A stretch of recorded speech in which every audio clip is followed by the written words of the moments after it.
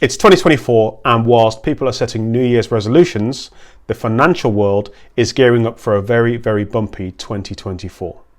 Today, I'm setting the scene for what they're worried about, and more importantly, I'm sharing with you what you can do about it to ease yourself through this bumpy ride. Strap in.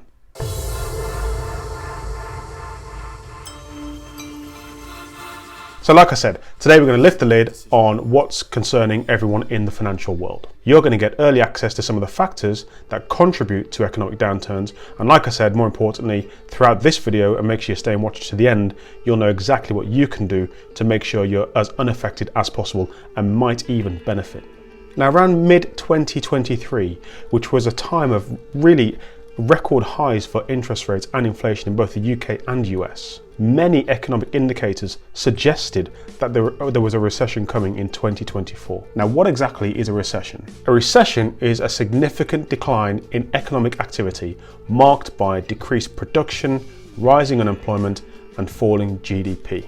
Now, one major factor pointing to a recession is the current state of global economic affairs. Sentiment matters. I'm not saying that's right, but it is just the way it is. International trade tensions, the continual struggle between the US and China, a rise in developed nations all wanting a piece of that economic pie, countries such as India, Brazil, South America, and the African nations, thus reducing the amount of pie available to the established West. My chair just went down. Geopolitical uncertainties have now risen to levels that are unseen really for many, many years. We've got the war in Ukraine between Russia and the Ukrainians, and we also now have the conflict in Gaza between the Israelis and Hamas. All of these factors contribute to the uncertainty, and therefore sentiment falls. And global liquidity, which is ultimately the oil that keeps the economic engine around the world moving, starts to slow down. And that therefore slows down economic growth for all nations involved, particularly the big parties, and then this is what leads to recessions. Another critical factor though is actually global economic cycles. Now, as you can see on screen, economic expansion cannot last forever. It's eventually followed by contraction, and as history shows us, recessions are recurring and a natural part of the economic cycle. Think of it like this. Recession, that's when an economy shrinks, profits are lost, stocks fall, interest rates fall, and this all encourages borrowing, which is bad. But then we move to early recovery. Economic output starts to grow, GDP grows, which is the gross domestic product of a country. More jobs start to become on offer.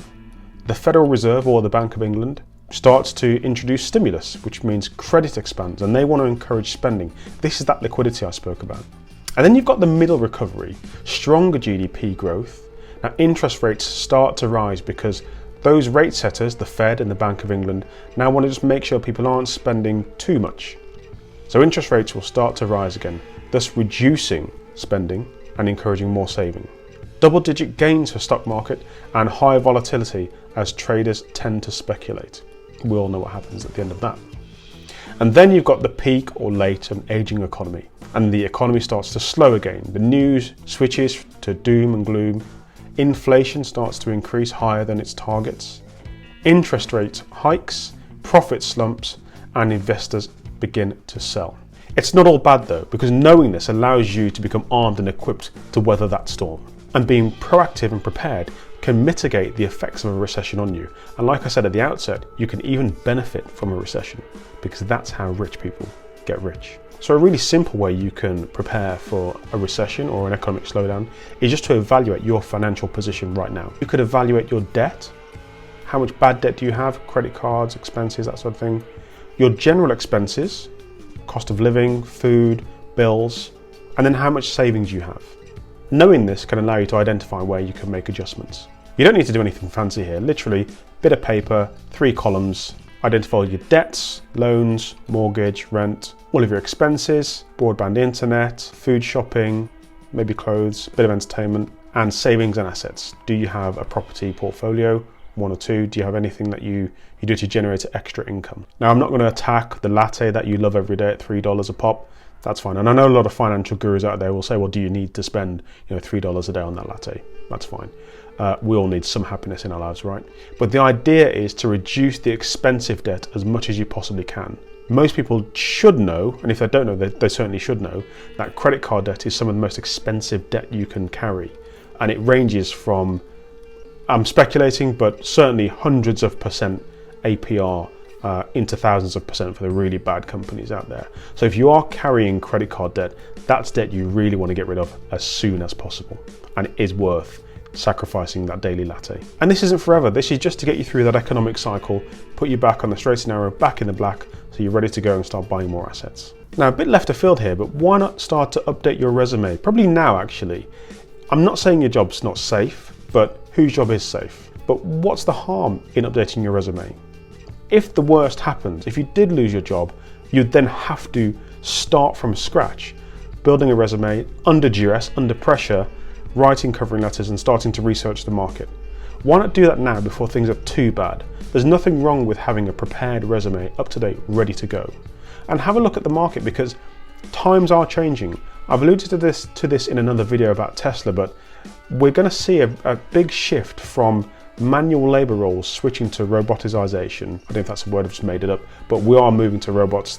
Robots, they're mowing your lawns, they're already in Amazon distribution centers, and they're going to be pretty much everywhere. So think about how you can update your resume, your CV now, and I'm going to do another video on that because there's some work that needs to go into that, and prepare yourself for the worst. Start looking at industries you're interested in, start looking at growth areas, and if it means upskilling and retraining, then do so. Now's the perfect time. Some will say diversifying your investments is a good thing to do because it mitigates the effects, the negative effects of downturns. I'm not going to disagree with that, but all I'll say is that I own property and one single company stock, no more. That's as diverse as I need to get because of my investment strategy. You really should take some financial advice from an independent financial advisor on this. And if you look at my other video, there's a card in the corner there on pensions. I do allude to some of the financial traps and pitfalls on investing. So have a watch of that video first as well. Now, I alluded to this before. So during a recession or a downturn is absolutely a time for picking up bargains. So this is the secret that the wealthy have been doing for centuries. During downturns and recessions, that's when they snap up all the bargains. All the property's been depressed by 20-30%, businesses are going bust so they can snap up cheap businesses or equipment and materials. And then as we weather that storm and get out of the other end of the recession, all of a sudden the prices go back to normal, and in some cases higher, and all of a sudden they're even richer than when they went into the recession. You can do that. It may be on a smaller scale, but you can still do it. And look, you've got to start somewhere, right? Another trick is to stay informed about emerging markets and emerging trends and position yourself for success. Now, I've alluded to it, and I will continually allude to the advent and implementation of AI and robots into the economy because it's inevitable. So like I said, you really need to position yourself into that industry and see how you can exploit it. It could be talking about AI. You could start your own YouTube channel about AI. As a thought, it could be fixing the machines, fixing the robots, working for a company that builds the robots. You know, you could be the subject matter expert and consultant to firms that want to move into AI and robotics but don't know where to go. So you could be an SME. There's tons of things. You've got to just think creatively and get outside the box.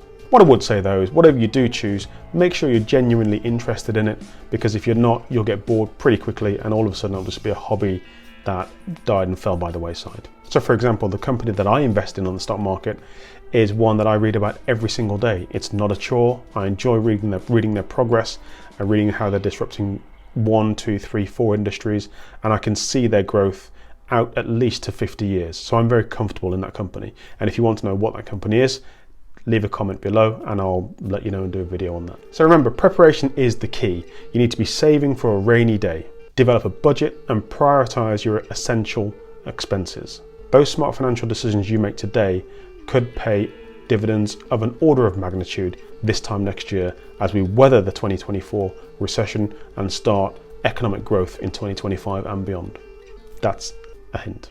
Part of that staying informed is subscribing to this channel, because I'm going to be talking about personal finance throughout the rest of this year. I'll try and upload at least once a month something on personal finance, but I will also talk about the broader markets and anything that affects you. But if there is anything specific you want me to talk about, leave a note in the comments. I'll do my research and I'll put a video out just for you. Now, I can highly recommend this video next, but otherwise, see you later, take care and look after yourselves.